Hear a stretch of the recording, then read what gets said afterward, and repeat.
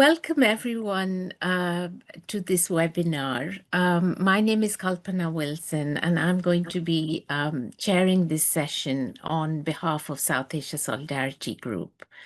South Asia Solidarity Group, as many of you know, is a organization, an anti-racist, anti-imperialist organization based in Britain. And over many years, our focus has been on publicizing and amplifying the voices of people engaged in struggles for justice and democracy across the countries of South Asia. And our reason for having this meeting today is that this is once again a moment of very intense struggle in the ongoing movement for, in Babasaheb Ambedkar's words, the annihilation of caste. The announcement of the UGC equity rules, which represent very limited and in many ways inadequate measures to counter caste discrimination in universities, were met with a violent backlash. And I think what many of us saw was that not only was there the discourse of Brahmanical victimhood, which has always been there. But there was also a very explicit assertion of Brahmanical supremacy. And of course, this is something we are seeing in similar forms across the world globally at the moment in some of the attacks on anti-racism and so on, with the rise of fascism globally. And this kind of outright and very, very explicit Brahmanical supremacy, which was being expressed, also, informs the very shocking comments of the JNU Vice Chancellor, which we're going to hear more about, which were deeply racist and casteist. So in response to all of this, we've seen a tremendous upsurge in anti-caste protest, and we're going to hear about this and about the repression which this has faced, particularly from JNU. We're going to be hearing from activists there. JNU has very much been the center of this. But of course, this is also part of something much, much wider. 2026 marks 10 years, as we all remember, since the institutional murder of Rohit Vemula. Then we lost Payal Tadavi, Darshan Solanki, and many others. And since Rohit's death, his fellow students and students across India have been courageously fighting for the Rohit Act in his name, and engaged more broadly in demanding effective measures to tackle caste discrimination and caste violence in Indian universities. And of course, at the forefront of this has been the incredibly courageous work of Rohit's mother, Radhika Vemula, and in fact, it was because of Radhika Vemula and Payal Tadavi's mother, Abeda Tadvi, that the rules, the UGC rules in their current form even came into being.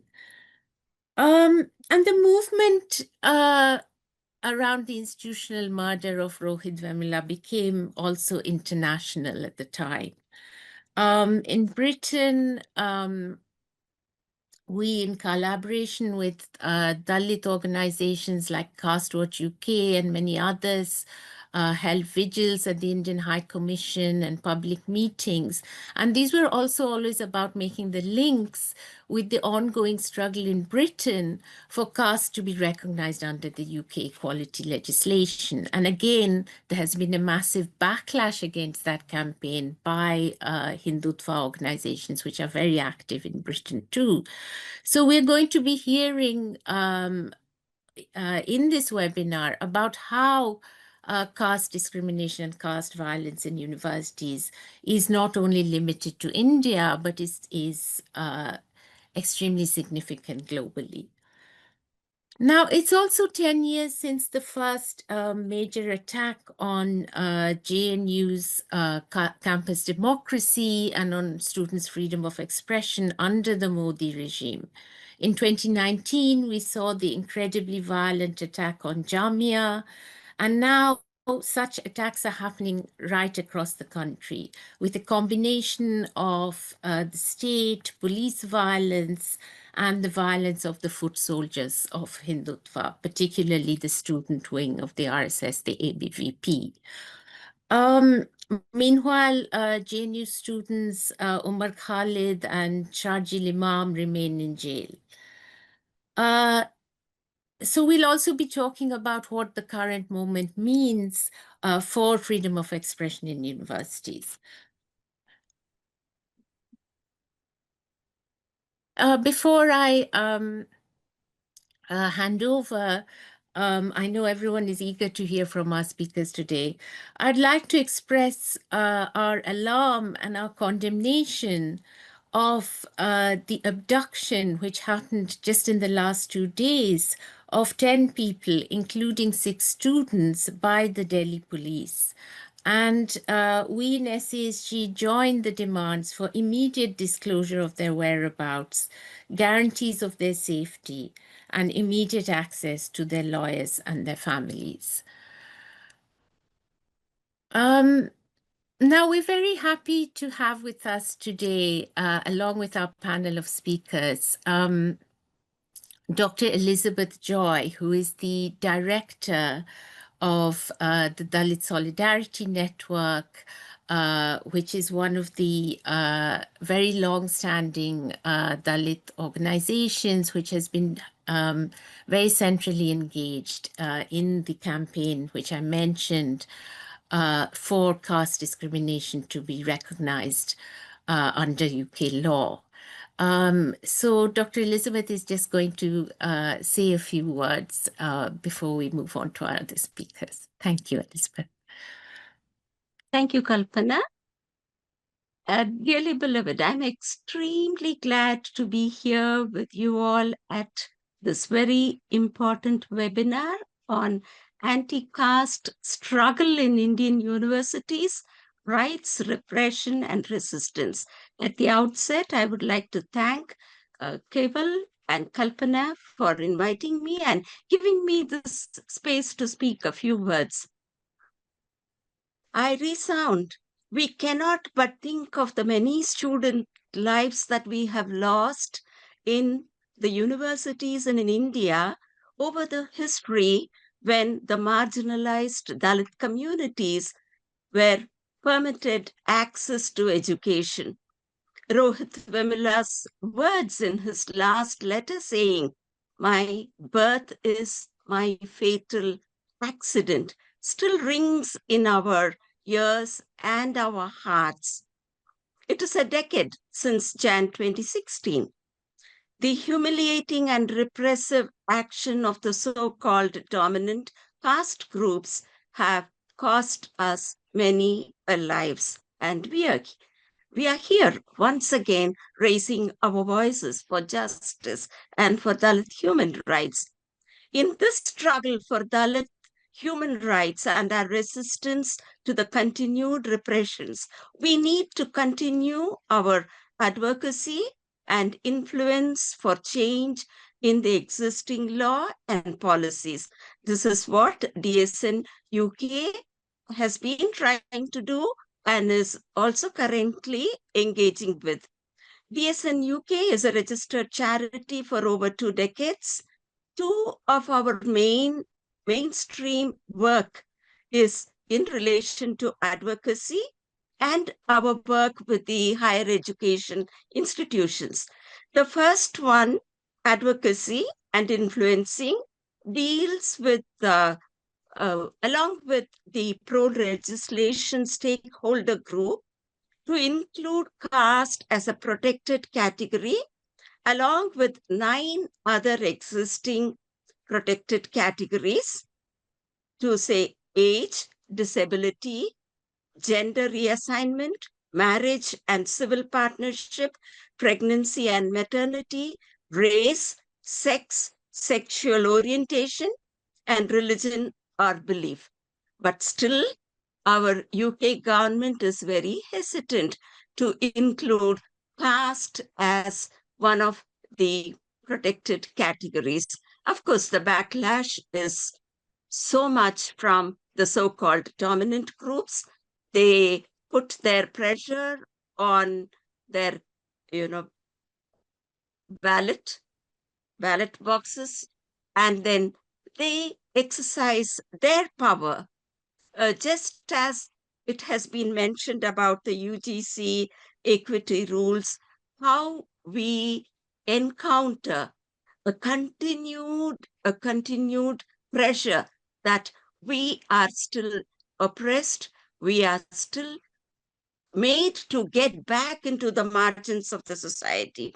And the new education policy that is trying to impose Sanskrit and Hindi over all communities, that is paving a way to get back to the Varnashrama Dharma, back to 2000, 3000 years ago. So, after years of protest and lobbying, the UK government agreed in April 2013 that it would impose a duty to include caste as an aspect of race in the Equality Act UK 2010. In July of the same year, the government announced that it would consult on how the duty to add caste should be complied with. After years of delay and no enactment of the duty, the caste that constitutions were finally launched in March 2017. It no longer asked how the legislation should be implemented, but whether caste should be explicitly added to the Equality Act 2010, or a significantly different proposal came.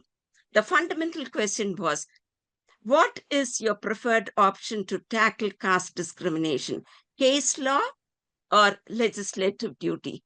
We are still struggling. We are still trying. Even last year, 16th of April, DSN UK took a lead to have a briefing on caste at the House of Lords. We are meeting with more MPs, and then with both houses of the parliament, we are trying to put pressure to include caste into the Equality Act UK 2010.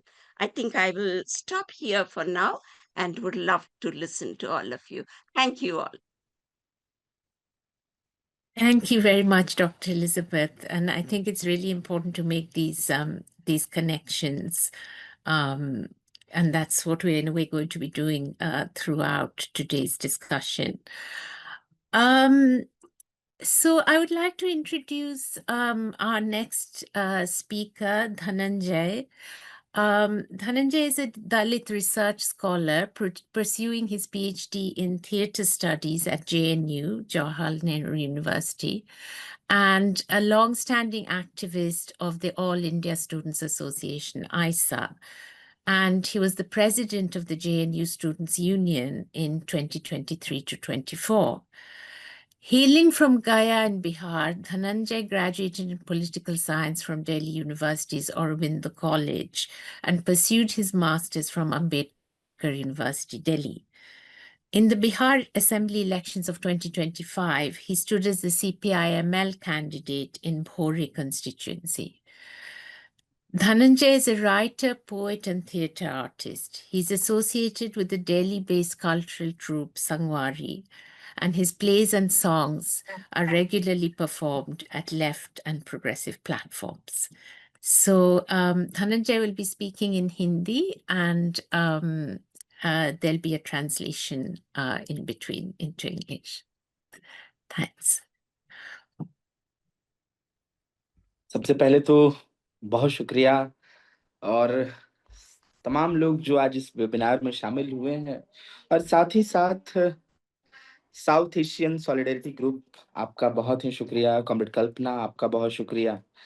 एक बहुत ही ज़रूरी विषय, बहुत ही important मुझे लगता है कि जो सब्जेक्ट है आज का, कि anti cast struggle in the Indian universities, right, repression and resistance. और ये इसलिए ज़रूरी हो जाता है आज के वक्त में। मैं थोड़ा सा, हितेश, मैं रखूंगा बात, मतलब यूजीसी पे, उसके बाद आप ट्रांसलेट कर दीजिएगा। जी बिल्कुल। तो ब्रीफली मैं यूजीसी, जो अभी बिल रेगुलेशन आया है, यूजीसी रेगुलेशन 2026, अभी आया पिछले 13 जनवरी को। और मुझे लगता है कि ये इसीलिए शायद ये बहुत ज़रूरी मौका बन जाता है इस पे बात करने के लिए, क्योंकि क्योंकि जिस तरह से कैंपसेस के अंदर, यूनिवर्सिटीज के अंदर अ, जाति के नाम पर भेदभाव, जाति के नाम पर हिंसा हो रहा है, और उस वक्त में एक रेगुलेशन आता है और उस पे एक, कह लीजिए कि बहुत भारतीय भाषा में बोले तो बवाल मचना या जंग छिड़ना, ये हो रहा है कि 13 जनवरी 2026 को ये रेगुलेशन यूजीसी लेकर आती है। इस रेगुलेशन में ये होता है कि अगर विश्वविद्यालय के अंदर किसी भी तरह का जातीय भेदभाव हो रहा है, दलितों के साथ, आदिवासियों के साथ, महिलाओं के साथ, उसके साथ विकलांगों के साथ, और साथ ही साथ जो आर्थिक रूप से कमजोर हैं, जो, अगर हम बहुत ईडब्ल्यूएस जिसको बोलते हैं, उनके साथ भी अगर किसी तरह का भेदभाव हो रहा है, तो उनके शिकायत को दर्ज करने के लिए एक इक्विटी सेल बनाया जाएगा। इक्विटी सेल होगा, उसके पास तमाम प्रावधान होंगे। कह लीजिए कि उस प्रावधान के तहत वो सजा भी दे सकते हैं जो भी भेदभाव कर रहा है, सेंसिटाइजेशन भी करते हैं। तो इस तरह का एक बिल आता है, रेगुलेशन आता है बेसिकली 13 जनवरी को। लेकिन इसके बाद होता ये है कि एक, जो तथाकथित सवर्ण जातियां हैं यहाँ हिंदुस्तान में, विश्वविद्यालय के अंदर नहीं लेकिन विश्वविद्यालय के बाहर से, उनका कहना होता है कि नहीं नहीं, अगर ये रेगुलेशन आएगा विश्वविद्यालय के अंदर, तो इससे कई फेक केसेस आने लगेंगे, दलितों की तरफ से, पिछड़ों की तरफ से फेक केसेस दर्ज होने लगेंगे। और और ये होता है कि उसके खिलाफ, इस रेगुलेशन के खिलाफ, सवर्ण जातियों की तरफ से, तथाकथित उच्च जातियों की तरफ से एक प्रतिरोध, बहुत चंद लोग होते हैं जो सोशल मीडिया के जरिए प्रतिरोध होता है, उनका ट्रेंडिंग भी होता है कि यूजीसी रेगुलेशन वापस लो, यूजीसी रेगुलेशन को खत्म करो, इस तरह के ट्रेंडिंग ट्विटर्स पे, फेसबुक पे होने लगते हैं।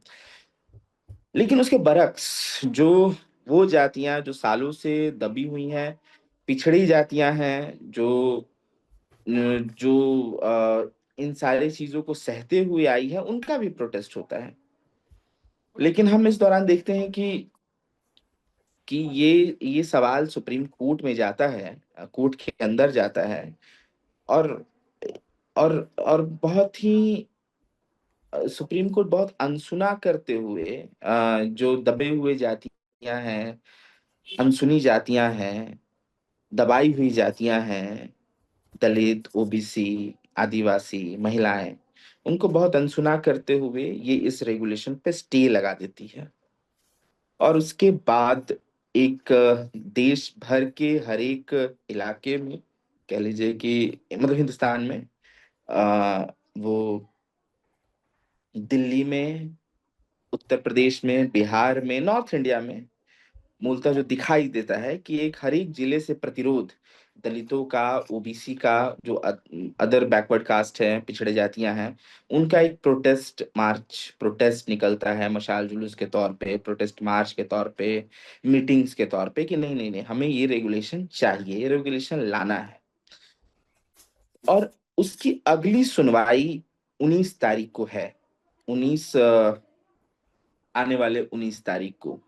और अभी पूरी तरह से ये तैयारियां हर जगह पे, 18 तारीख को बिहार के गांधी मैदान में एक मार्च होने जा रहा है, दिल्ली में एक जन सुनवाई होने जा रही है। तो अभी तक इतना हुआ है। मुझे लगता है हितेश, आप इसको ट्रांसलेट कर दे, उसके बाद फिर मैं शुरू करता हूँ। मैं इसी तरह से बोलूंगा बीच में, मैं बता दूंगा आपको। हाँ जी। तो अभी तक ये हो रहा है। और यहाँ पर जो सबसे जरूरी बात है कि कि यूजीसी जो यूनिवर्सिटी ग्रांट कमीशन है, जो यूनिवर्सिटी रन करती है, यूनिवर्सिटी चलाती है, उसने रेगुलेशन लाया जो पूरी तरह से इंडियन गवर्नमेंट के मातहत काम करती है, अंडर काम करती है। और हमने ये देखा कि जब मैं विश्वविद्यालय में आ रहा था, यूनिवर्सिटी में आ रहा था 2014 में, उसी समय से एक नई सरकार भाजपा की भी आ रही थी। और ये सरकार के बारे में कहने में कोई गुरेज नहीं है कि ये सरकार पूरी तरह से एक हिंदुत्ववादी, एक फासिस्ट और उसके साथ साथ जातिवादी विचारधारा की है। हमारे घर में, हमारे आसपास लोग कहते हैं कि ये बाभन बनिया की पार्टी है भाजपा, मतलब अपर कास्ट की पार्टी है भाजपा। तो इसमें इसको कोई दिक्कत नहीं था कि इस तरह के बिल को मतलब क्यों ही लाएगी ये, लेकिन वो लाती है और लाकर इसमें ओबीसी को इंक्लूड करती है। और उसके बाद सुप्रीम कोर्ट में इस पे स्टे भी लगता है। पब्लिक प्रोसिक्यूटर की तरफ से, सरकार की तरफ से इसका कोई बचाव भी नहीं किया जाता है, जो कोर्ट की हियरिंग में होता है। तो ये बहुत साफ है कि ये हर चीज को साधना चाहती थी कि चित्त भी मेरा, पट पट भी मेरा, मतलब कि ओबीसी एससी की भी बात मैं कर लूं और सवर्णों की भी बात कर लूं। एक हम लोग शेर है कि इस दौर सियासत का इतना सा फसाना है, बस्ती भी जलानी है, मातम भी मनाना है। तो मतलब वो दोनों तरफ से इसको साधने की कोशिश कर रहे हैं कि दलितों को भी हम दिखा दें कि भाई देखो तुम्हारे लिए एक हम रेगुलेशन लाएं, और फिर सवर्णों को भी बताएं, जो उच्च जातियां हैं, तथाकथित उच्च जातियां हैं, कि देखो हमने स्टे भी लगवा दिया। तो ये सरकार ही 2014 में आ रही थी और उस समय मैं भी विश्वविद्यालय में मैं मतलब बैचलर्स के लिए मतलब मैं आ रहा था पॉलिटिकल साइंस ऑनर्स में दिल्ली विश्वविद्यालय में। मैं इसलिए इतना पीछे ले जा रहा हूँ क्योंकि इसको लाने का एक स्ट्रगल रहा है, इस रेगुलेशन को लाने का एक स्ट्रगल रहा है।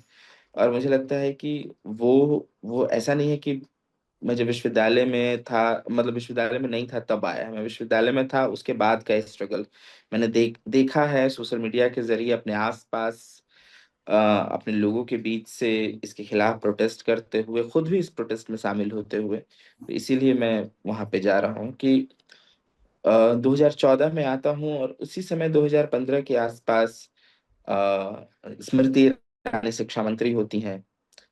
और उस समय ये होता है कि रिसर्च स्कॉलर्स का, जो पीएचडी रिसर्च स्कॉलर्स होते हैं, जो जेआरएफ नहीं होते हैं, नॉन नेट का, उनका फेलोशिप खत्म कर दिया जाता है। तो उसके खिलाफ एक बड़ा प्रोटेस्ट जेएनयू की तरफ से निकलता है। वो यूजीसी को घेरता है, यूजीसी ऑक्युपाई यूजीसी होता है।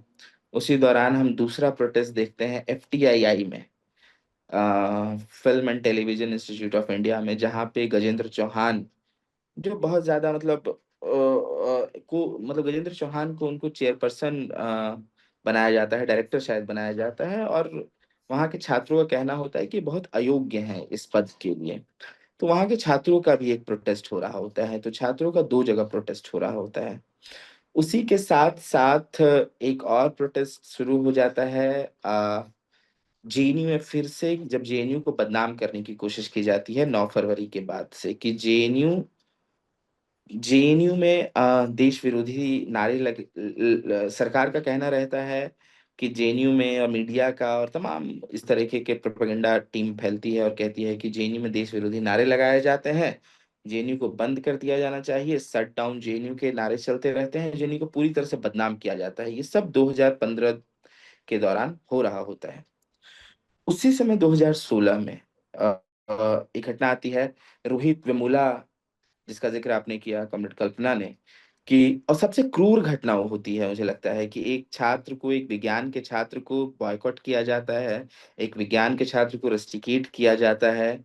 और ऐसे छात्र को जो अंबेडकर के आइडिया को लेकर अपनी राजनीति कर रहे होते हैं, अंबेडकर के आइडियोलॉजी को फॉलो कर रहे होते हैं, उनका संगठन होता है अंबेडकर स्टूडेंट एसोसिएशन, उसके मातहत वो अपनी बात कह रहे होते हैं, उनको रस्टिकेट कर दिया जाता है और अंततः उनकी सांस्थानिक हत्या कर दी जाती है। तो मुझे लगता है कि ये हत्या, ये इंस्टीट्यूशनल मर्डर एक सबसे, इसके पहले भी कई इंस्टीट्यूशनल मर्डर हुए हैं, इसके बाद भी कई इंस्टीट्यूशनल मर्डर हुए हैं, लेकिन एक एक मील का पत्थर जैसा हो जाता है कि ये सबसे क्रूरतम दिखाई देने लगता है। और होता भी है कि सबसे क्रूरतम कि एक सेंट्रल यूनिवर्सिटी में किसी छात्र को मार दिया जाता है। और उसके बाद पूरे देश में जय भीम के नारों के साथ छात्र अलग अलग कैंपसेस में निकलते हैं कि रोहित एक्ट की मांग करते हैं, जिसका जिक्र भी किया गया है कि रोहित एक्ट क्या होगा। विश्वविद्यालय के अंदर जिन छात्रों को जातीय भेदभाव की वजह से मार दिया जा रहा है, उनकी हिंसा हो जा रही है, उनके नंबर कम दिए जा रहे हैं, उनको अलग अलग तरह से प्रताड़ित किया जा रहा है, तो रोहित एक्ट आना चाहिए। और रोहित एक्ट जो देश के दलित छात्र हैं, पिछड़े छात्र हैं, उनको इस भेदभाव से बचाएगा या फिर उनको शिकायत की एक जगह बनेगी। और और इसी के साथ, हालांकि मैं विश्वविद्यालय की इसलिए बात कर रहा हूँ क्योंकि विश्वविद्यालय के बाहर तो इस मतलब क्रूरतम दृश्य मुझे हमें हम लोग को हिंदुस्तान में दिखाई दे रहा है। छत्तीसगढ़ में किसी महिला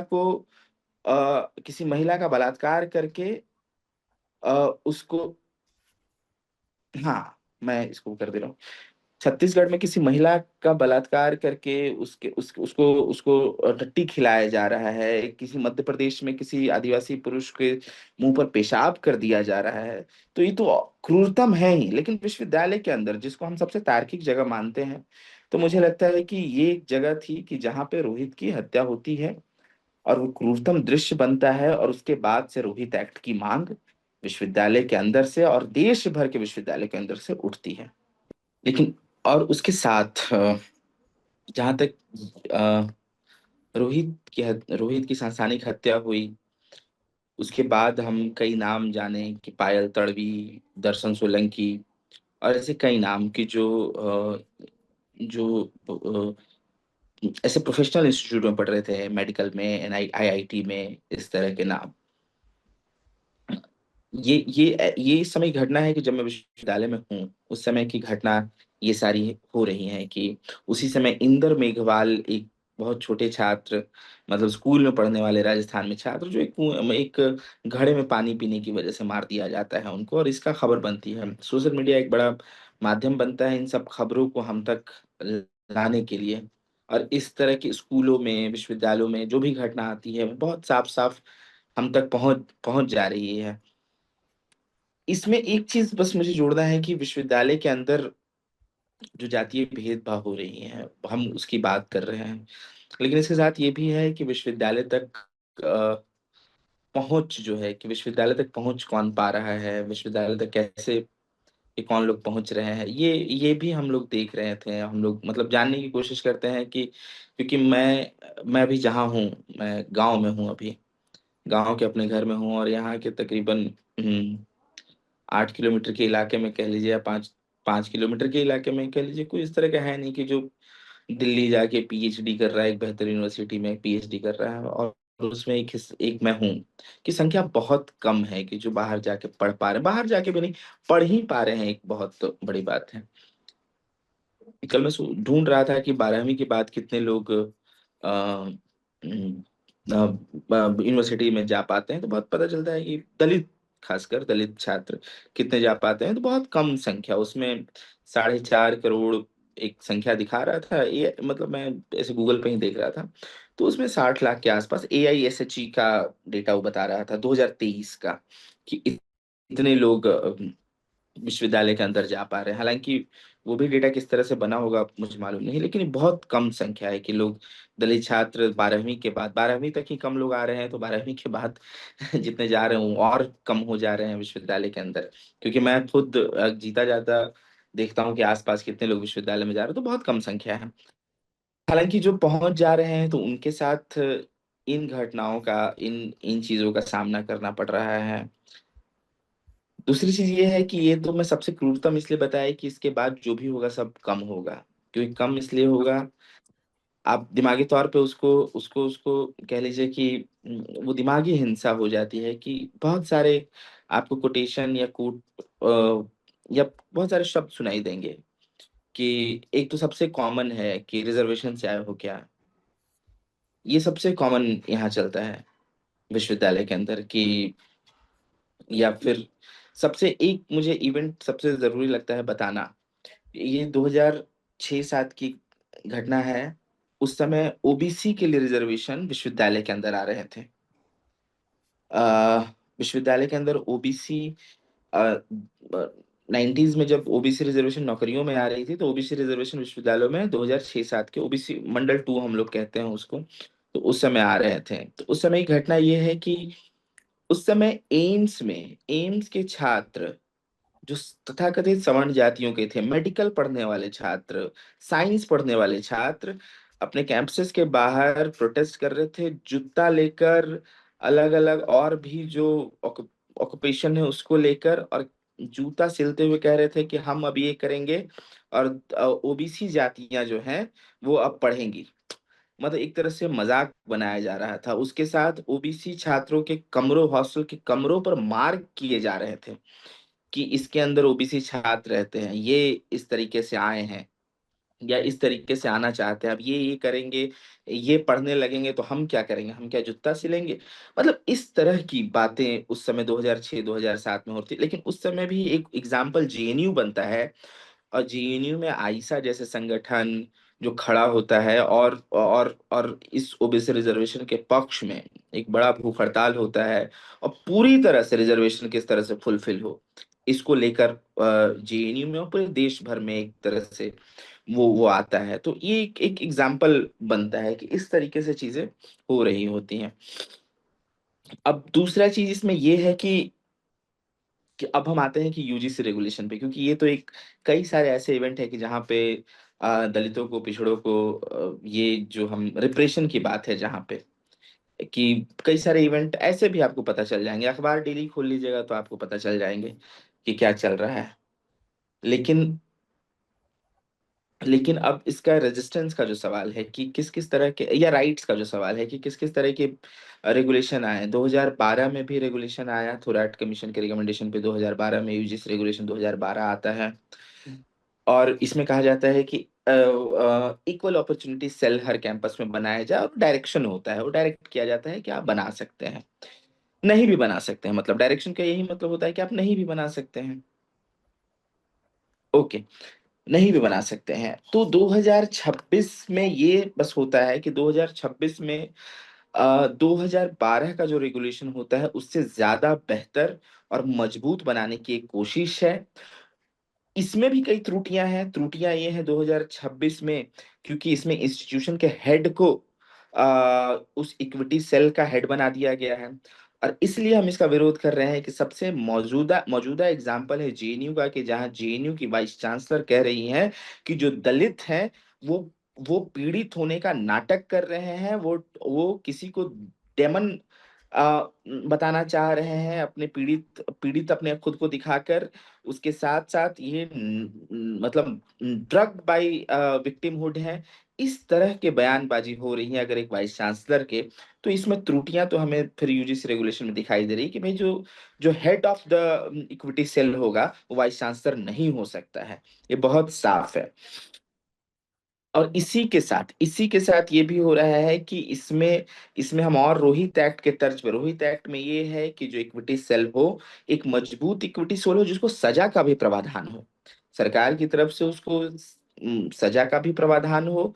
इस तरह के हम एक्ट की बात कर रहे हैं, और सेंसिटाइजेशन की हम बात कर रहे हैं। हम एक प्रोग्रेसिव संगठन में हैं, तो हमारी एक जिम्मेदारी है कि एक सेंसिटाइजेशन हो। इसी वाइस चांसलर है, जवाहरलाल नेहरू वाइस चांसलर ने यूनिवर्सिटी की, जब हम लोग भूख हड़ताल 16 दिन की बैठे, तब इन्होंने बोला कि सेंसिटाइजेशन होगा। तो ये मान रही है कि दलितों के साथ उत्पीड़न हो रहा है, इसीलिए तो सेंसिटाइजेशन की बात किया इन्होंने। और सेंसिटाइजेशन हुआ हमारे भूख हड़ताल के बैठने के बाद कि कैंपस के अंदर। तो जब ये मान भी रही हैं और इस तरह का बयानबाजी भी कर रही हैं, तो ये बहुत ही, मतलब कह लीजिए कि सरकार को मतलब दिखाने के लिए कि देखिए हम आपके विचारधारा वाले लोग हैं, हम हम दलितों के खिलाफ हैं। मतलब जो जो उनकी सोच है, मौजूदा सरकार की सोच है, तो वो इस तरह से मान रही हैं। अंतिम बात मैं कह के मैं वाइंड अप करता हूं कि ये 2012 की तुलना में थोड़ा मजबूत है, लेकिन मजबूत हमें और बनाने के लिए हम इसके लिए संघर्ष कर रहे हैं। और उसी के साथ इस वाइस चांसलर के खिलाफ मैंने अभी national commission of schedule caste जो है, उसमें मैंने अर्जी भी डाली है कि भाई इनको निकाला जाए विश्वविद्यालय से। इस तरह की वाइस चांसलर का बयान होगा तो कैंपस के दलित छात्र कल किसी भी तरह का कंप्लेन करने से डरेंगे, क्योंकि वो वाइस चांसलर ऐसे एडमिनिस्ट्रेशन में बैठे हुए लोग वो पूर्वाग्रह में हैं कि भाई नहीं नहीं, ये झूठा कंप्लेन हो सकता है, ये फेक कंप्लेन हो सकता है, तो भाई आप मेरी बात कैसे सुन पाएंगे? ये बहुत साफ है। तो इसलिए हमने एनसीएससी में इसको डाला है कि इस वाइस चांसलर को यहाँ से हटाया जाए, निकाला जाए। और आप जानिए कि और जो इक्विटी सेल कह रहा है कि नहीं नहीं नहीं, इंस्टीट्यूशन का हेड होगा, मिनिस्ट्री ऑफ एजुकेशन के अंडर 45 सेंट्रल यूनिवर्सिटीज आती हैं। 45 में से सिर्फ एक एक एससी वाइस चांसलर, एक ST vice chancellor, 5 OBC vice chancellor और 38 जनरल कैटेगरी से सवर्ण जातियों से आने वाले वाइस चांसलर है। तो फिर कहाँ से ये न्याय होगा? ये तो न्याय वो कर ही नहीं पाएंगे, वो तो पहले से पूर्वाग्रह से प्रेजुडिस से ग्रसित लोग हैं, तो ये पॉसिबल ही नहीं है। तो कुल मिलाकर एक लड़ाई है कि आज यूजीसी रेगुलेशन को लाने के लिए, और हम लोग भी, मैं बिहार में हूँ, गया में हूँ, आज भी हम लोग कैंपेन करके आए ही हैं कि हर जगह से लोग निकलें, हर जगह से अपनी बात कहने के लिए। पहले तो यही लड़ाई है कि विश्वविद्यालय तक पहुंच जो पा रहे हैं, विश्वविद्यालय के अंदर भी जो भेदभाव हो रहा है उसके लिए एक बड़ी लड़ाई है कि हमारे बीच से कोई रोहित वेमुला की शहादत ना हो, पायल तड़वी कोई ना मरे, कोई दर्शन सोलंकी की हत्या ना हो, कोई इंदर मेघवाल ना बने। लड़ाई इसी की है। लेकिन वही है कि एक अंतिम अंतिम बात मैं इसी से कंप्लीट करूंगा। हितेश, इसके बाद आप कंप्लीट कर दीजिएगा, मतलब ट्रांसलेट कर दीजिएगा। एक छोटी सी मैं अपनी बात बस, एक बच्चा लाल उन्मेष की एक कविता है, मैं बस चाहता हूँ उसको पढ़ के खत्म करूं। क्योंकि आज जब सरकार स्टे लगवा रही है और कुछ नहीं बोल रही, इस पे सारे लोग चुप हैं। तो एक कविता है कि कौन जात हो भाई, तो दलित हैं साहब। नहीं मतलब किस में आते हो, तो बोलता है कि आपकी गाली में आते हैं, गंदी नाली में आते हैं, और अलग हुई थाली में आते हैं। मुझे लगा हिंदू में आते हो, आता हूं ना साहब आपके चुनाव। शुक्रिया, thank you. Okay, well, thanks so much, Comrade Dhananjay, for your speech, which really covered a lot. And I think many of us have seen that video you mentioned, that podcast by the JNU VC, which was really horrific. I mean, you know, she talks about how Dalits, along with Black people in America, are drugged on victimhood. Talks about the equity rules as being irrational and unnecessary and so on. So I think that has, as you said, created a huge outcry, including the complaint which you have put forward. And I believe, you know, we're also going to hear about the referendum of JNU students calling for her resignation. So and thank you, Hitesh, for the translation. We'll share a translation of the poem so that people can see it in the chat. So I'd like to now pass on to Danish Ali. She is pursuing her PhD in the Center for Historical Studies at JNU. She's an activist with AISA and the current Joint Secretary of the JNU Students' Union. She hails from the small village of Bandar Baru in Narsinghpur district of Madhya Pradesh. And from her time as a history undergraduate in SGTB Khalsa College, at the time when Jamia Millia University was attacked in 2019, she has been at the forefront of student organizing against fascist, feudal, and casteist forces in university spaces. And Danish, as you may know, is one of the GNU 14 who were arrested on February 27th in the context of this movement, which we've been talking about, and has been recently released on bail. So welcome, and please go ahead. Thank you so much for inviting me. Revolutionary greetings to everyone present here, all the comrades and everyone who has kindly joined the meeting. So I speak to you not only as a student of JNU and as the current Joint Secretary of JNU-SU, but also as someone who has witnessed firsthand the crackdown on our campus democracy, social justice, and our very right to dissent itself. So, as many of us must be aware, that JNU has always been at the very center of all this, all the politics that is happening in this country, and it has been known for its legacy of resistance and its audacity to ask difficult questions.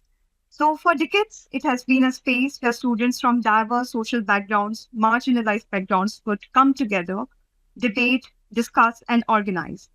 And but precisely because of this legacy, JNU has been the most targeted university in India right now. And ever since the rise of the current BJP-led government, in which Narendra Modi is the prime minister, we have been faced with this constant attacking and vilification of this campus. So we know that since 2016, after the events surrounding the sedition case, which was the false news, like how these labels actually endanger students both within the campus and outside the campus. So today we are witnessing another important struggle, the fight for the implementation of the UGC equity guidelines on the lines of the Rohit Act. And many students in JNU and across many campuses in the country are struggling against it.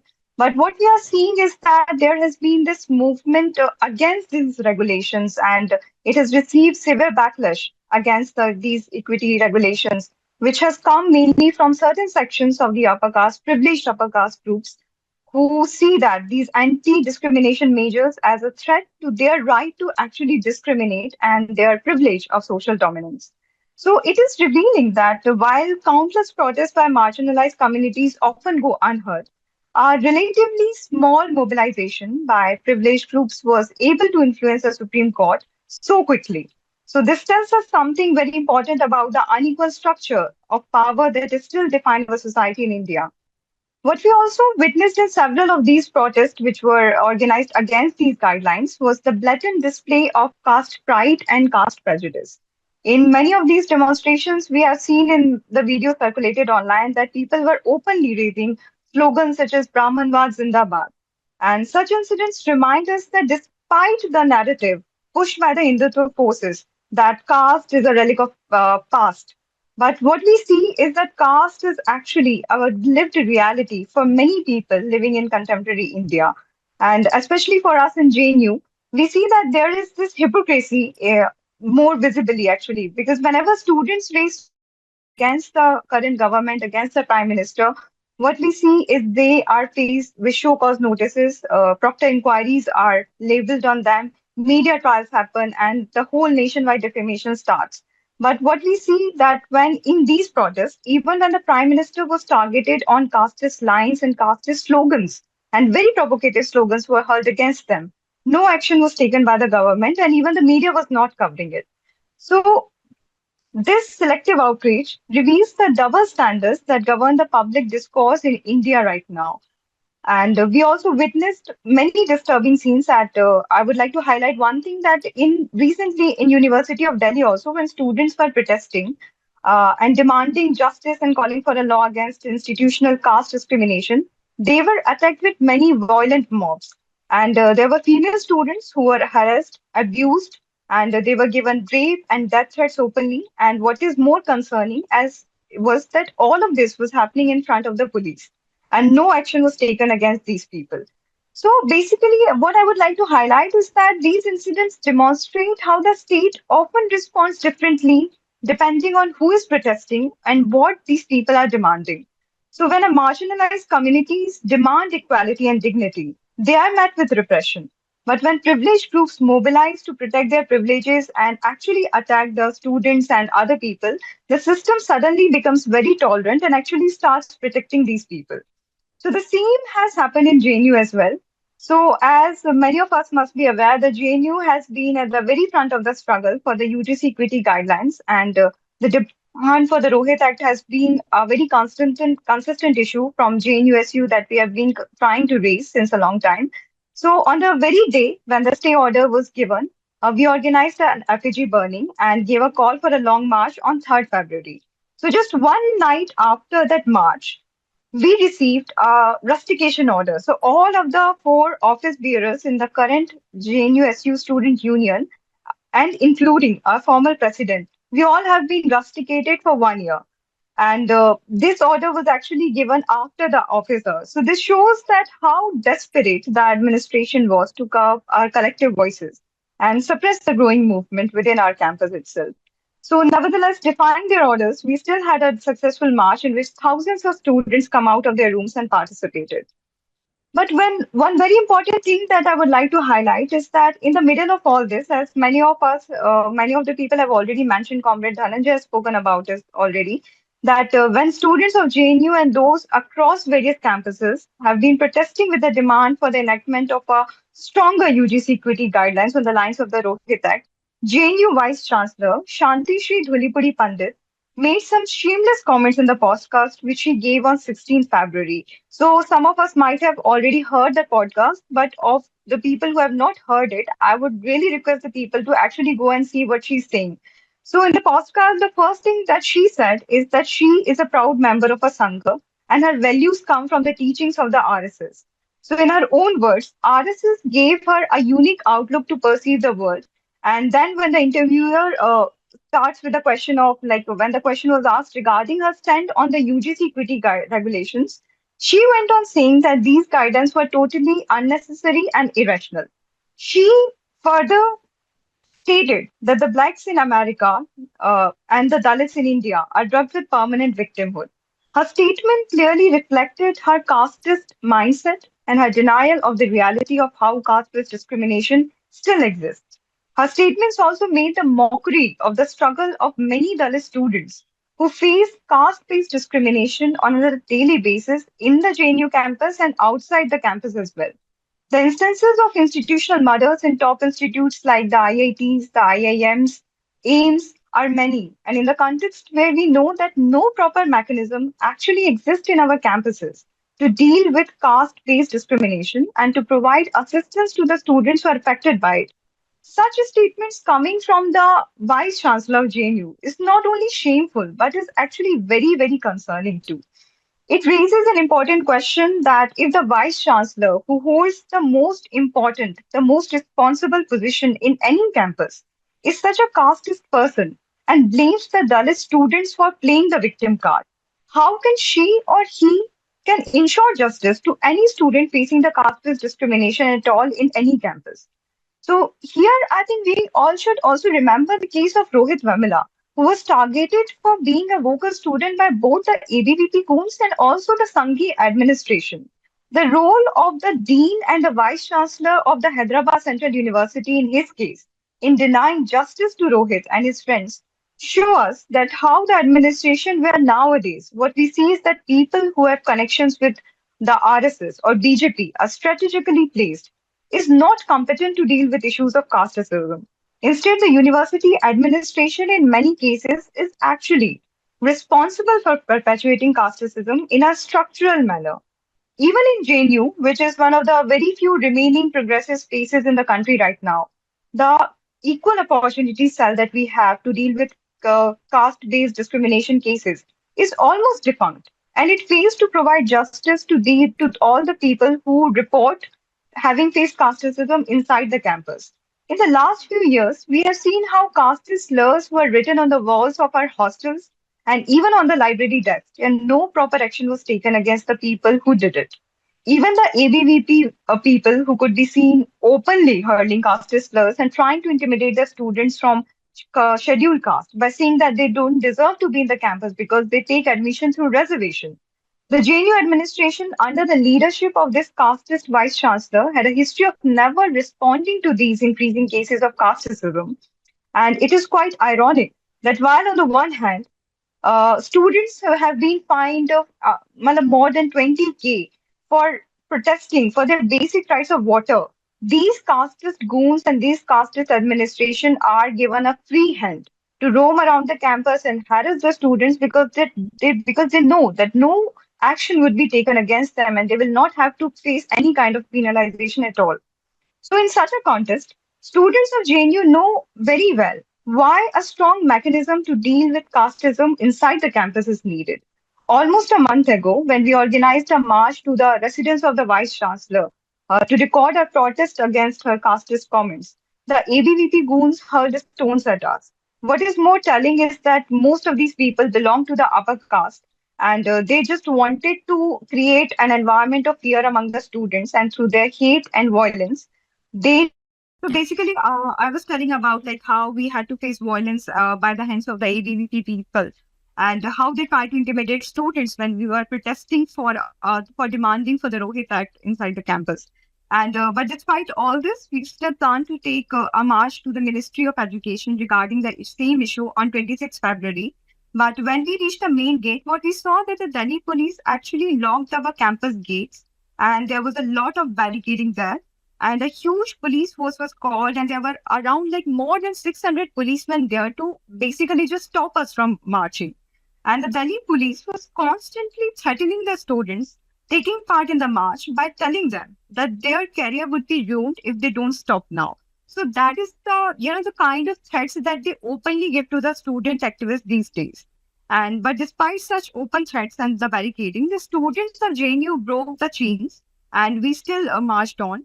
And then we were brutally detained by the Delhi police, and there were many people in civil dresses who brutally they were brutally beating the students, and many of us were hurt. Even and kept at a distant police station for the whole night.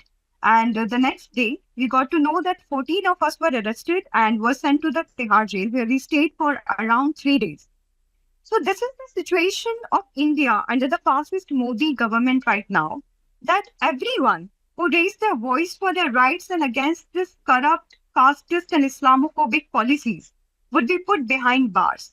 Ever since this fascist regime has come to power, they have tried to kill student politics, and JNU has obviously been their foremost target since the voices of resistance are loudest here.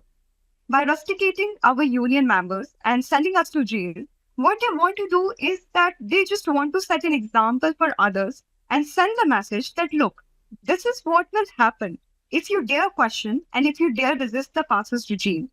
And the cases of Umar Khalid and Sharjeel Imam are in front of us now. Like how they have been kept in jail for years until now, their trial has not even given. And all these, by setting all these examples, they just want to create this environment of fear in which everyone will, actually hesitate before asking any question, before recording any kind of resistance against the current government. But coming to the positive part, I would like to say that since this movement has started, JNU has witnessed a renewed rigor in the campus politics after many years. And the discourse against casteism, against caste discrimination has spread across the campus, and more students are getting aware about it. Also, one important thing is that despite our ideological differences, we have been able to come to a single page with many other progressive organizations of this campus to strengthen our fight against casteism, because there is this general consensus among students, among the progressive sections basically, that there is this immediate need of a better and stronger mechanism to fight the caste-based injustice that is still very prevalent and very much in the news, that we see that every other day we find that one or the other that a student have committed suicide because of the institutional caste discrimination that they face. So there's this need, and it has been actually rightly recognized by all the progressive sections, and this has actually brought us together in our fight for demanding a better mechanism to deal with these cases.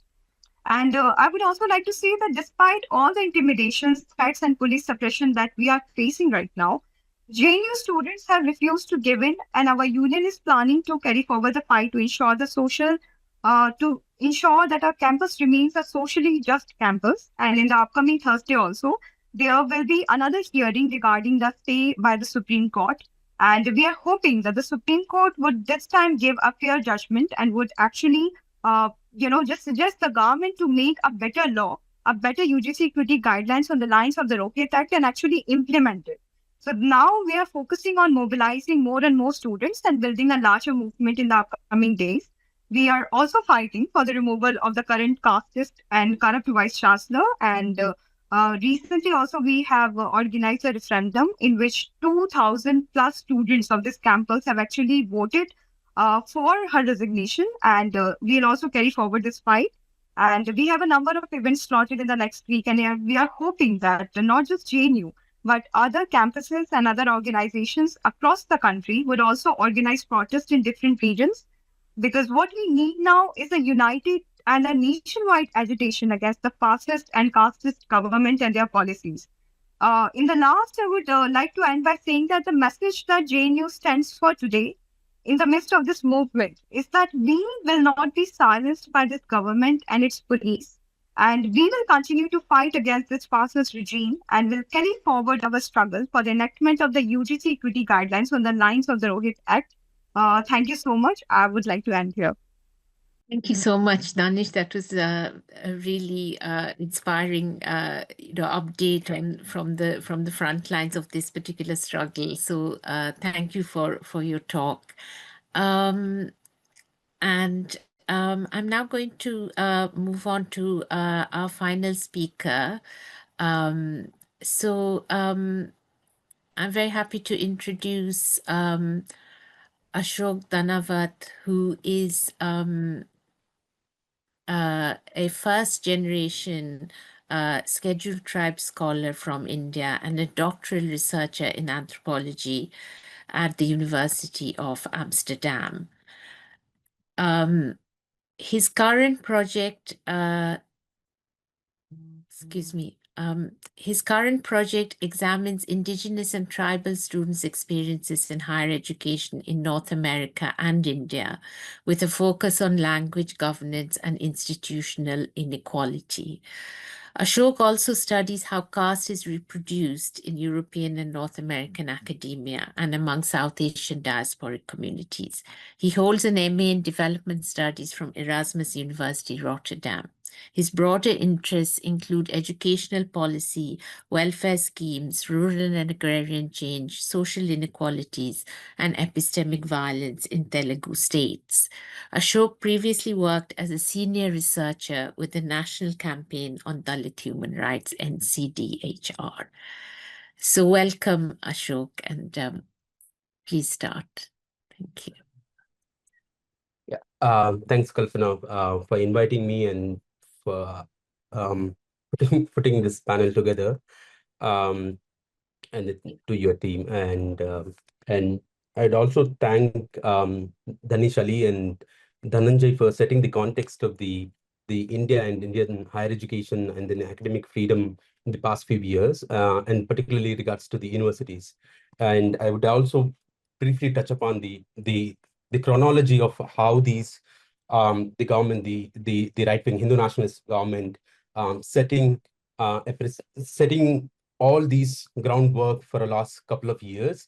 And I think already Dhananjay said that like there was a fellowship disruption in 2015, if I'm not wrong, the year, and which was like basically moving to RGNF, Rajiv Gandhi National Fellowship for the Scheduled Caste, Scheduled Tribe. This has a connection to the broader UGC system, and then how UGC autonomy over the years taken by this government, and then how they basically make it as a mockery of the university autonomy. So RGNF was introduced in the 2006 5 and 6 academic year and financial year to improve the PhD candidates and MPhil candidates in the universities from the caste surplus backgrounds, particularly the SC/ST. And right after the government came into the power, the BJP, what it does is like it disrupts for a year and then modifies it and then gives the control of this scholarship scheme, the fellowship scheme to the Ministry of Social Justice Empowerment, MSJE, which looks into the SC and other marginalized communities, and the Ministry of Tribal Affairs. Both of them look, but then they don't change any single award for these things. So and after like roughly a decade, they change this policy and then they don't make any changes. And that's why I think it is important that like how the drama of like, making some progress, because they're just simply changing the name and they're not making anything, because RGNF becomes NFSC and NFST, National Fellowship for Scheduled Castes and Scheduled Tribes. And there are hardly any changes happens with regards to the fellowship amount or like the number of fellowship given across India. So, and right now, if you look at the new educational equity policies by the UGC, these SEST cells previously used to exist, and then they were not operational at many universities because they are not like mandatory to have, and we don't see most of them in IITs and other places. So this is same the dilemma. They want to keep that, like, they are initiating something for the caste suppressed students, or the tribal student, or the other OBC or the marginalized students. And the problem with the equal opportunity cell also this, that it dilutes the entire core autonomous institute, which is supposed to be for the caste oppressed students to deal the caste inequalities in these universities. So and we have seen this, like how they are diluting. And I'd also take up some of the maybe some of the examples, like how universities like TIS also eventually changed their policies, and then the directors whoever came to head the university, they also similar like ideology, who had similar ideology to the RSS ideology. We see them, the current director, probably the ex defense head of the defense, the military and defense department. So we so basically what they're trying to do is that to prove that, like, we cannot function as in the autonomous institutions, and then they're not improving uh, any policy which they're supposed to be working towards within these higher education institutions. So anyways, like, let me also go to the new education policy for now, because all these are connected across the years. Because in 2020, the government of India started the new education policy during the COVID. And this is also, again, the program which started like, we will improve the education quality for the students who are studying in the regional mediums, um, particularly the mother tongue based mother tongue based education learning. And there has nothing substantially changed. So again, the core argument comes to JNU, because the JNU VC Jagadish is the epicenter of all of this, because he's the one who creates these discussion and the editorials. If you see the editorials in the what he writes, from the equity cells to the new townships proposed by the current government in the 26-27 the financial budget. They're proposing the townships, but these townships, they say that, like, they want to make 5 proposed townships in different states and improve the education quality. And in the discussion, the Jagadish, who was also JNU VC before the current VC took, I think, if I'm not wrong, and he also headed the UGC, and now he's proposing that, like, we as in India achieved the access to education. So this person should look at, like, what is the accessibility and then what is the percentage. And I believe that he comes from the engineering background, and unfortunately he comes from my very district I come from. But yeah, so this person says that, like, India achieved the access to the education, higher education, I mean. And he should know that, like, what is the percentage of the enrollments actually happening from the scheduled caste and scheduled tribe and OBC communities. And if you see particularly the tribal communities, it's just like 6%. And he says that India is accessed the higher education, and now we have to move that, advance the higher education. And some of these dialogues creates the private universities, like what they are now proposing, the townships. And they're also starting the IITs in overseas. So this is very important case, because they created same dialogue and discourse around the 2020. So understanding all of this chronology, because most of us do not know, and then we are not recording or writing about all of this. So around 2020, the government also came up with, we will start the off campuses for the IITs. These bloody IITs in this country did not do any job, and you do not have the ST faculties in these IITs. If you look at the number of ST faculties, I'm talking about faculties, not even directors, right? Like already Dhananjay mentioned, I think 38 general caste directors, and then only 1 SC and ST, and then 4 OBC caste directors.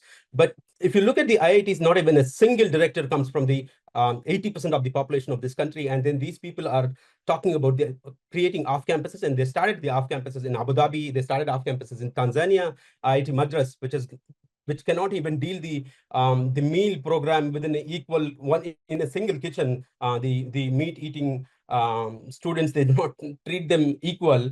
And these people are talking about the creating education for the rest of the world, which is shame, because they started these two programs, and it would be interesting to look those special universities like the off campuses, how they actually function, who funds these off campuses outside India. So some of these things are very important because we often think that, like, they are creating the international education or whatever it is, but like there are not a single professor you see in these IITs.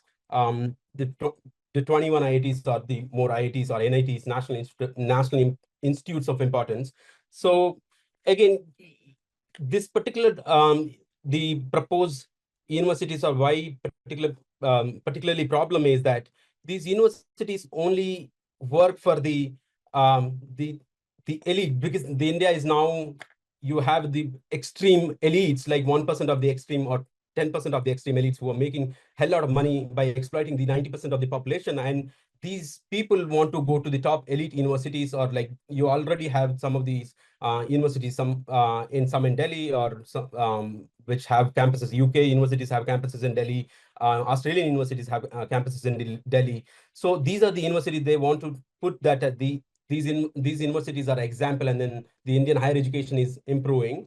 And by not talking about the poorest of this country, as already Dhananjay said, that SC, ST, OBCs, and then the some of the other the marginalized groups, the Muslim, some of them are also covered in the OBCs are also covered in the Muslim community for the southern states at least. And then Muslim students are the other religious Christian student or other religious students. And there are also the I would not say the EWS. It is a very problematic program anyways. EWS, I would not say whatever the policy started in 2019 by the BJP. So some of the among the upper caste, the poor students, they also struggle. And these students do not able to go, and then by destroying the public education, they are proposing the new private university townships. Over the last 10 years or 12 years, if you see, all we see is that, like, arresting students and arresting the faculties who are talking about their nonsense, right? So, and now if you look at the universities currently, the professors cannot even do research, and students cannot talk, and then they would not get any opportunity because they're talking. And that is the stage we are there as a country. And I would now look into the reparations or the recognition of the caste as broadly within the university setup, as Elizabeth, I think, previously mentioned from the Dalit Solidarity Network UK. So recognizing caste is actually not really gives anything, because we have seen this in US, and all these universities again funded on the colonial and enslaved labor, and imperial, now the crazy imperial institutions. These are not a single university announced the reparation program. They recognize the caste. Harvard recognized the caste, Brown recognized the caste, UC system recognized the caste, and then there are a couple of other universities recognize the caste. But recognition does not actually guarantee anything if they don't give any reparation to the students coming from this. And we have seen that, like, the South Asian institutions, which started in the 1950s, EUPEN and all of them, or many other, like, I would not name it now, but like all these universities do not have a single faculty coming from the Dalit community, or the from the Adivasi community, or the other OBC. 80% of the India's thing, right? And then anyways, the South Asian institutions are simply the Indian. They are not at South Asian, really South Asian. So and my experience as a student and student union leader in the student executive body leader in the International Institute of Social Studies, we have not seen single student who actually came from the Dalit and tribal background. I was the first tribal student to study, and there was another student from Manipur. Two of us, the only students who studied on the scholarship, and there is no other scholarship given to these students. So it is important for these universities, particularly North American, European universities, which exploited the labor, the colonial labor of these country and then the subcontinent, they also to be making responsible. And often this labor done from the caste oppressed students, because it's not that the student like me or like the other PhDs who are there, we are the first students. The South Asian students, or the Indian students in particularly, the upper caste students, and then the student coming from the caste oppressor caste oppressor backgrounds, they are there for generations, and then you do not see those discussions. And now the caste is slowly becoming a noise because of the caste oppressed student, because of the fellowships, or like relatively a better mobility among these caste oppressed and the tribal students, or the other marginalized among. They able to go to the abroad, and then they are creating a noise, and then that noise also, it is slowly being hijacked for the promotional purpose or whatever it is. And we do see that, like in the Europe, and we do see in the US as well. And instead of creating a platform, they're just hijacking the platform which created something like the Ambedkar lectures, or like a lot of other these things initiated by the caste oppressed students, are now hijacked. The issue is not hijacking, but the issue is collaborating and then creating those solidarity. We don't see much in these spaces. And so the recognizing, particularly the caste, does not really help if you do not talk about the reparation or fellowships. None of these universities, not any of their South Asian study centers, or the departments said that, like, we will take every year 10 students, 10 PhD students, or like 5 master students. None of them said this thing. So these recognition regimes does not actually help us. It just ends there, I think.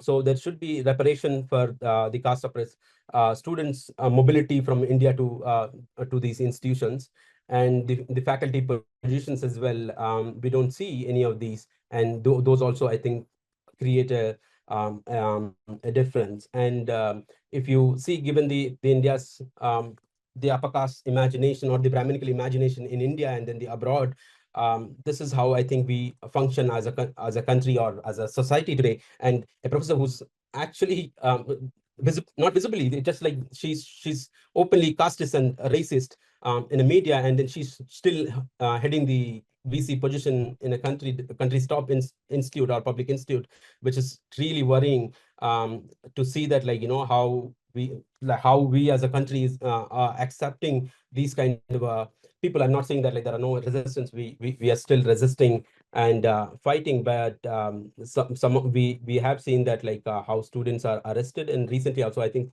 12 students from JNU, if I'm not wrong, sent to Tihar for protesting. So all of these things are happening, and I think it's important for we to keep fighting and creating those solidarities instead of hijacking the spaces created by the caste oppressed students and the scholars.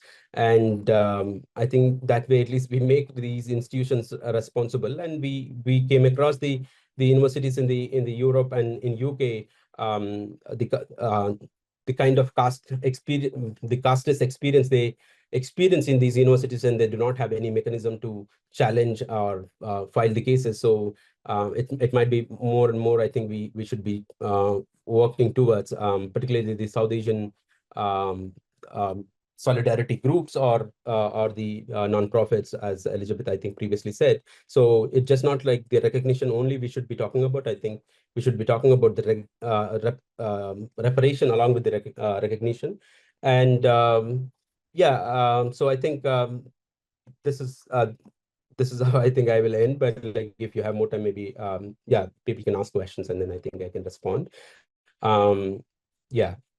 Okay, thank you very much, Ashok, for that, and for raising the important point around the question of reparations, and as well as, of course, the links which you made with the neoliberalization of higher education and privatization and so on.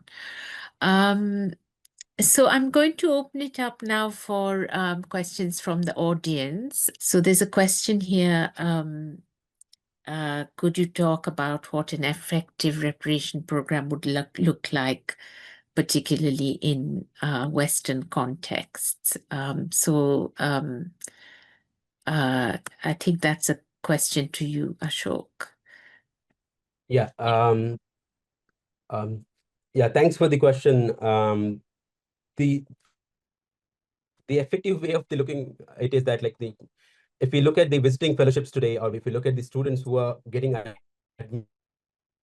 admitted, in the South Asia institutes, South Asia centers, departments, whatever you name it, whatever these programs, you hardly see the caste oppressed students or the tribal students or the 80% of the Indians, maybe also the Pasmanda Muslims, I think, and then the Christian Dalits. You don't see the Christian Dalit and the Dalit Muslims. You don't see their numbers in these institutions. I think these students should be given opportunities, because all these years, at least if we talk about the UPenn is there from 1950s. Hardly I see that like there is at least one student recently they took, probably a couple of, but like you don't see these numbers, right? You don't see the faculty positions given to these communities or the visiting fellowships. So all of this, I think, would make a difference within the South Asia institutions and then the universities itself, because universities are studying India so much. Like, I don't think that like that there is any university, Western particularly universities, not studying India, and then they are not taking the responsibility that they're supposed to be taking, because they know that there is a caste exist. It's not like they do not know. Their researchers are studying these, their professors are studying these, and they're not taking any actions to bring those students, and then simply taking the diversity by Brown logic or like the by the nationality logic, that does not help, because these people who are using the nationality or Brown logic, they are the filthy elite of the globe. So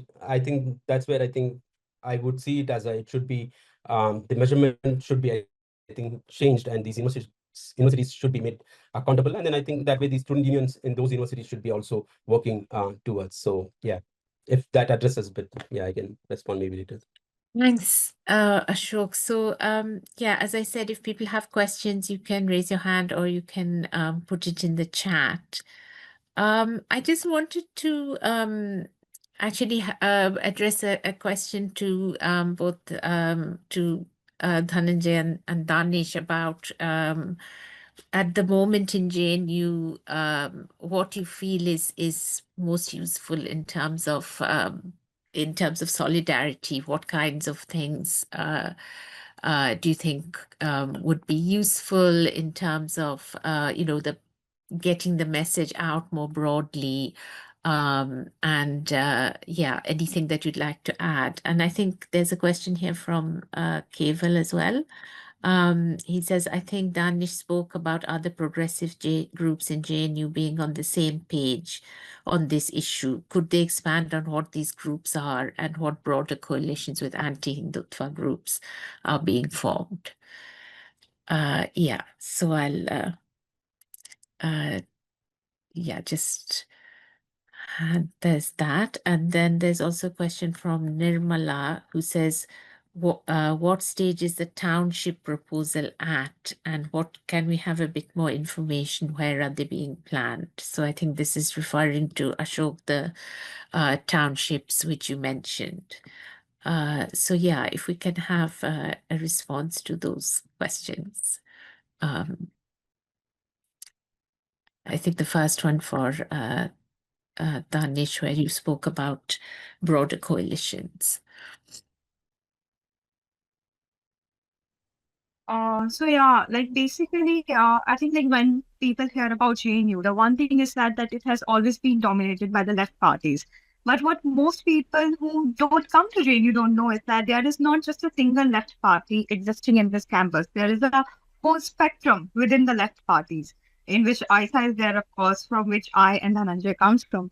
And there are other organizations such as the SFI is there, AISF is there, DSF is there, and also the student wing of parties like Congress. So these kind of parties are now, because all these parties realize on the first hand that this government, this current BJP government, is actually creating many problems for the whole country as such, because their policies of hatred, their policies of violence are actually destroying the very fabric of democracy in India. So in that regard also, like there is a larger alliance in terms of the electoral politics also, on which like Comrade Dhananjay would be the better person to explain on that.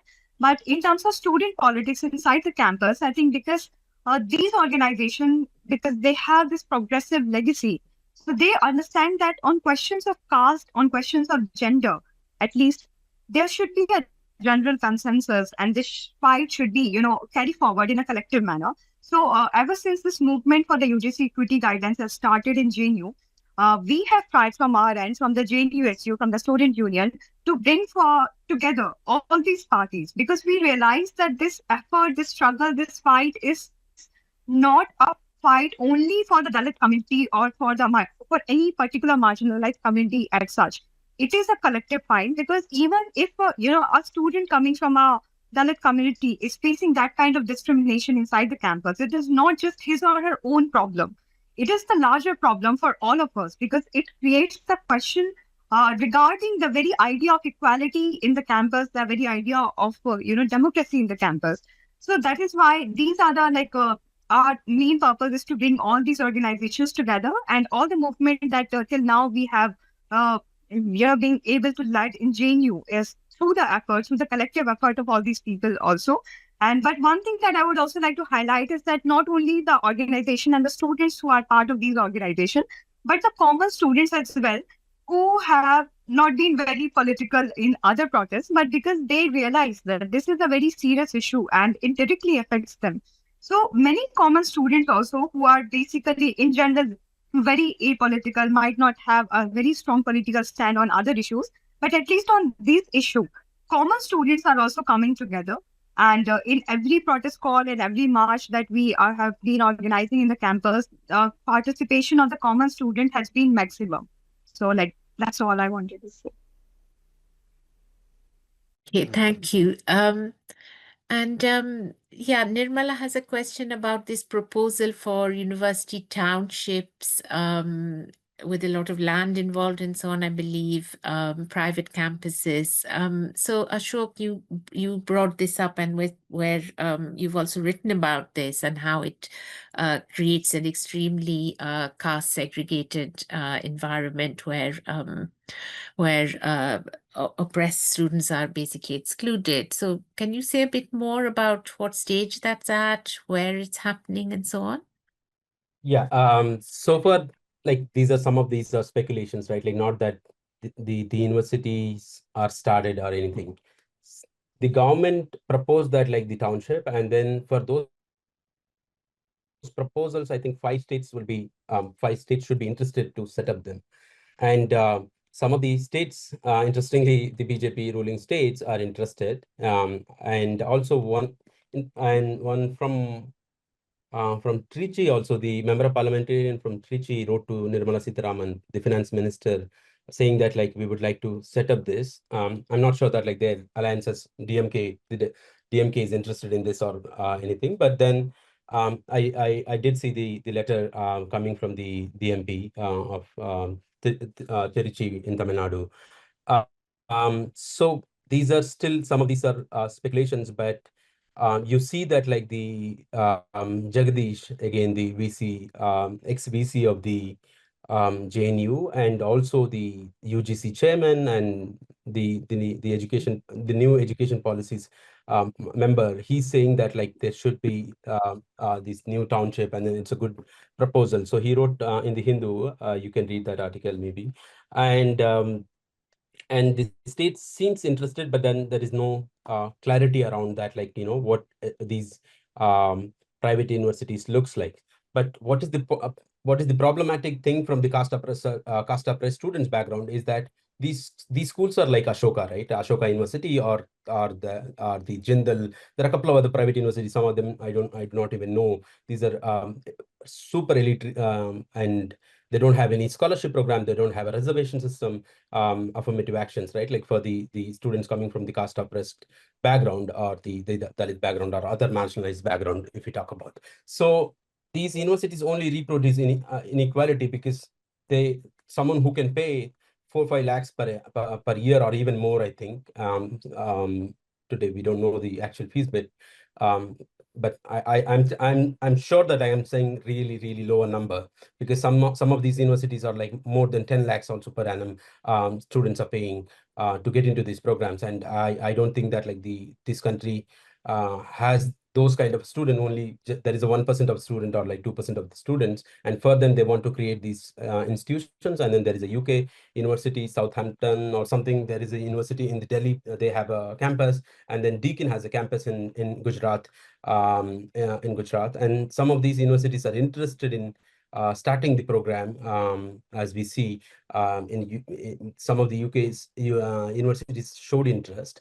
And the caste oppressed students who cannot even cannot pay the tuition, the tuition and the living expenses in the IITs and IIMs. We do not see the IIM students getting into the IIMs, Indian Institute of Management Studies, and AIMS. So we are expecting them to get into the extreme elite neoliberal universities, super rich ultra universities of the West, who are coming and setting up their campuses. And it is actually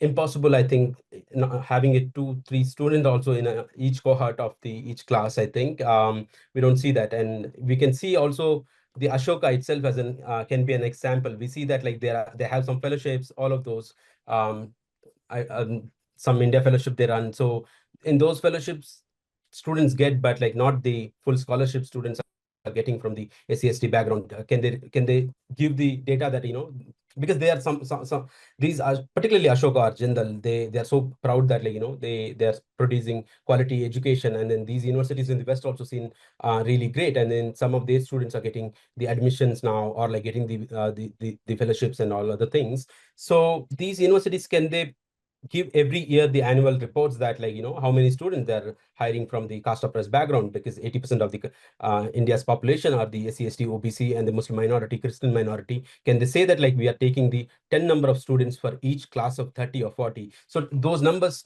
we do not have, and students who are struggling to pay the tuition and then the mess fees in the public university, we see such contrast differences in this country. And so everything at speculation, but like we will get, I think, more in coming months. And because BJP backed so-called academicians, or these technocrat academicians, are writing the editorials and they are celebrating it. So I think at some point they are going to make it a real, as we see some of the developments. Okay. Thanks a lot, Ashok. I know that was really interesting, actually, also making the links with this particular form of kind of extreme privatization of universities, and also the involvement of British universities, which, themselves are becoming increasingly exclusionary, of course. And, we've seen, for example, the blanket suspension of visas for people from Sudan, Afghanistan, several other countries, even those who have already received scholarships. So, yeah, their involvement is also obviously perpetuating this model.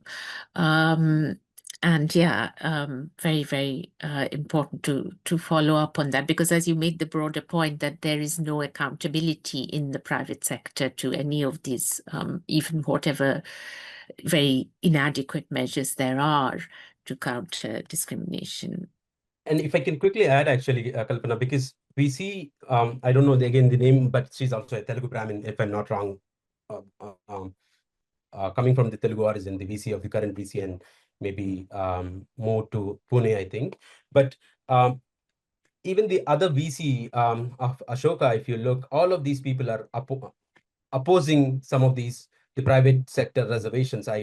Pratap Manu Mehta and all of them, they are celebrated as the scholars, the Indian great scholars in the West. And these people are not really supporting the caste census or the private reservation in the private sector. And all of these people, the liberal, whatever the West need, these are not very different than the VC of JNU, and then they hold these very idea of that, there is a merit, the myth of merit, and then those are the students only can come, and then the students who are coming from the caste oppressed background do not have any the quality of the merit. So whatever the merit again that is, but yeah, so I don't see the difference between Pratap Bhavanu Mehta or the VC, the current VC, or the ex-VC of the JNU. They all held the same very position. And then the one article I wrote about the in 2024 about the Tata Institute of Social Science starting a program which is like in India-based program. They have a couple of programs now with the Science Po, with the Monash, with the UK university, and they did not give any information about how many students they are taking enrolling in these exchange, not exchange, but like a 1-year program in India, 1-year program in those countries. And Yeah. the VC looks into my social media instead of giving a response to the RTI I requested or the article I requested. He should have contested by writing that, we took to 5 member of students from the SC, ST, OBC or other marginalized background. So these are same professors who under the liberal pretense, they look very, cool, write about the Dalit capitalism, these, that. So yeah, anyways, these are same professors. That's Yeah. what I end up. Yeah. So yeah, thanks. And yeah, we have one more question from Amrit, which is about the fact that the JNU 14 have been on tour. You've been traveling around the country. So the question is around what sort of response you've been receiving. Yeah. Yeah, the basic idea regarding this tour was to actually connect different campuses in the country. Because mostly what happens is that because Delhi is at the very center of this country, so protesting in Delhi becomes kind of quite easier as compared to other places. So in Delhi, we always have these protests organized mainly at Jantar Mantar and at other places, but the campuses which exist at the state level, which exist at the regional level, they are often missed. And but the students there, the students who are studying there, like they are also very concerned about this issue. They have been organizing protests at their level from a long time, from a whole long period of 1 month. So the idea behind this tour was to concentrate these energies together and to actually put all these forces together and lead a movement which could actually push the government to do something about it. And I personally could not take part in that tour because of the leg injury, but other comrades, they have been consistently going to different places like Ranchi, Patna, Allahabad, Lucknow, Samastipur, Darbhanga, all these places, and they are just trying to create, first of all, awareness among the students regarding these UGCQT guidance, and to actually also listen from their opinions also, because they also have different opinions, different experiences as well, and their fight. I mean, it is mainly connected to our fight as well, but their fight is also different in terms of, because the kind of suppression that the police and the government has at the central level is different from what it has at the state level. So the universities, the small campuses, they face a lot of suppression.